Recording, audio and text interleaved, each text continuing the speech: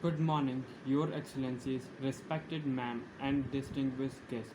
Today I, Sujal Srivastav of Class 12 present declamation on Eva Watson. First, let me tell you about who is Emma Watson. She is an English actress and activist.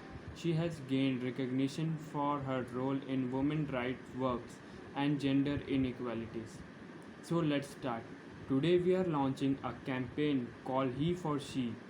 Want to end inequalities, and to do this we need everyone involved. We want to try and galvanize as many men and boys as possible to be advocated for changes, and we don't just want to talk about it. We want to try to make sure that it is tangible.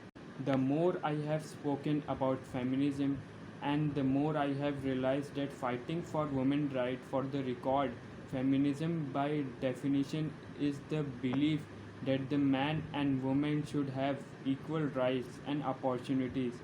But why has the word become such an uncomfortable one?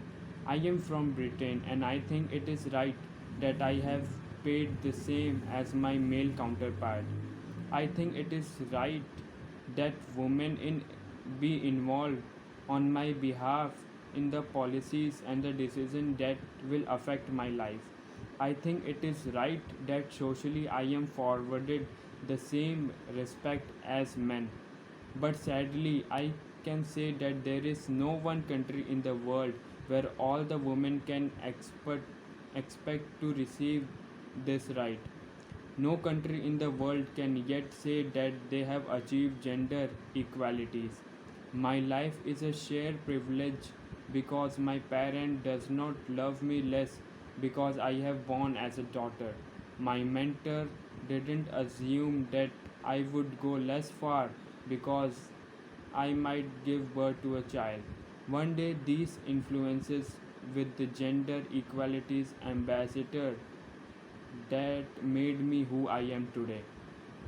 They may not know it, but they are be inadvertent feminists who were changing the world today. We need more of those.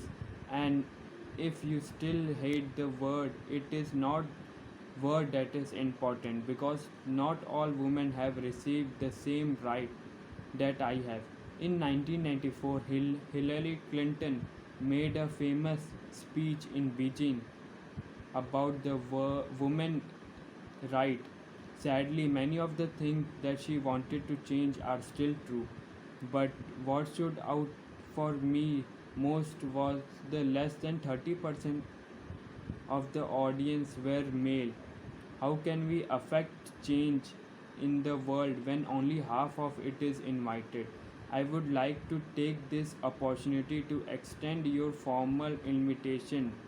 If we stop defining each other by what we are, not in start defining ourselves by who we are, can all be free. I want men to take up this mantle so that their daughters, sisters, and mother can be free from prejudice, but also so that their sons have permission to be vulnerable and women too. And in this doing so, be a more true and complete version of themselves. From that note, I would like to end the speech. Thank you for your attention.